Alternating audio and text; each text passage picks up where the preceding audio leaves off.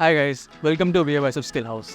अगर आपने ये वीडियो पे क्लिक किया है तो मतलब आपने भी मेरी तरह 12th फेल मूवी देख ली है एटलीस्ट एक बार तो, एंड 12th फेल की रील्स देख ली है at least 100-200 bar.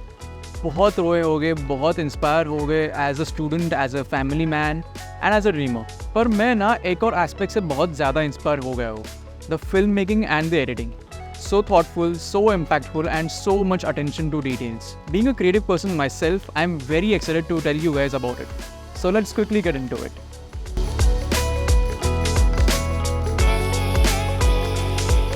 Firstly, the blend shots. In multiple important scenes of the movie, the editing technique of blending shots is used.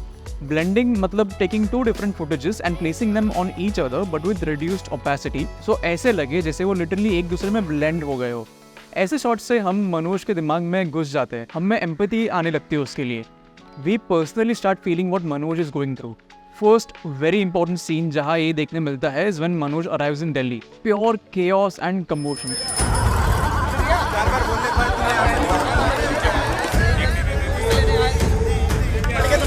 इसमें one shot is a close up of very confused Manoj who is overwhelmed by reaching in this new big city. And rather than telling us verbally why voiceover or dialogue कि वो overwhelmed खोया ऐसा feel कर रहा है, this movie shows it to us visually by blending various shots of a very overcrowded Delhi in an equally fast-paced and chaotic manner. मैं खुद वो sequence देखते एकदम खोया ऐसा overwhelmed की feel करने लगा था. For this scene, director Vidhu Vinod Chopra and his team have used a mix of different DSLRs, iPhones and of course the main film camera. Secondly, such a shot is used again during the popular song Restart when Manoj दिन रात एक करके पढ़ाई कर रहा है. Shots of him studying throughout day and night are blended with the close-up shot of his notebook.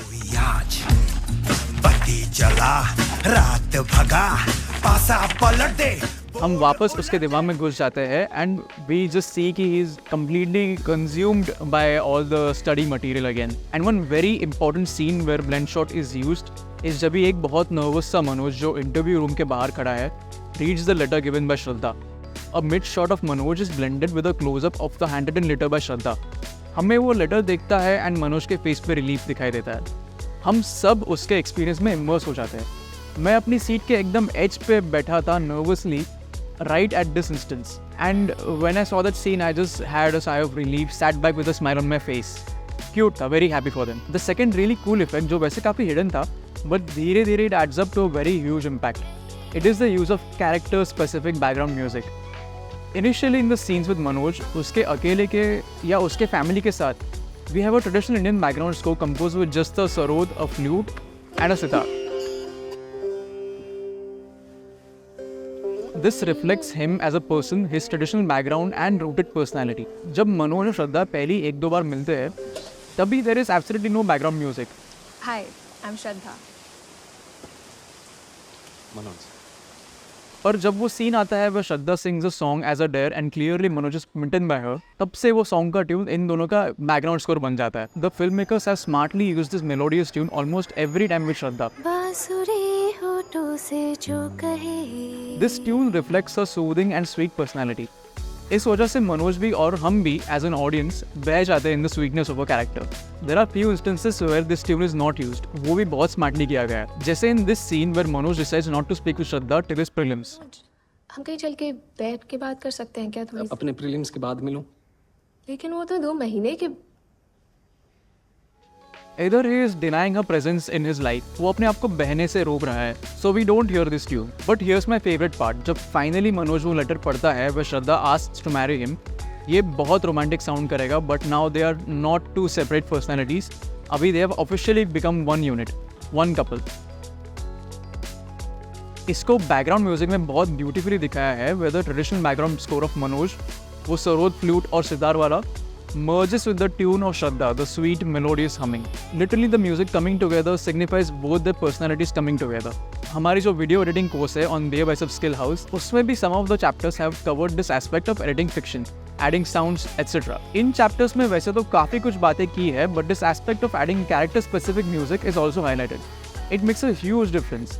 In case you want to join the course, link will be in the description below. And thirdly, the most unique thing done by a Hindi film director is editing for the character and not for drama.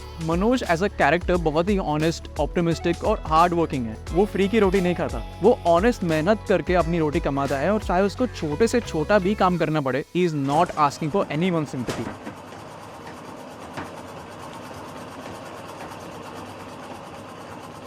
इसलिए अगर कोई और main stream film maker होता वो मनोज के struggle वाले scenes को slow motion में दिखाता, बैकग्राउंड म्यूजिक सैड हो जाता, ब्लैक एंड व्हाइट हो जाता एट द मोस्ट. पर यहाँ तो एडिटिंग में ऐसा कुछ भी नहीं था. Pace of the visuals is normal and the background music is not sad और dramatic. It's not edited to add melodrama to the mood. Instead it's edited for the character, जो खुद ही इतना ऑप्टिमिस्टिक है. इनको किसी लाइब्रेरी में झाड़ू लगाना पड़े या किसी का टॉयलेट साफ करना पड़े, ये पीछे नहीं हटते, हार नहीं मानते साले. बड़ा पक्का होता है इनका जज्बा.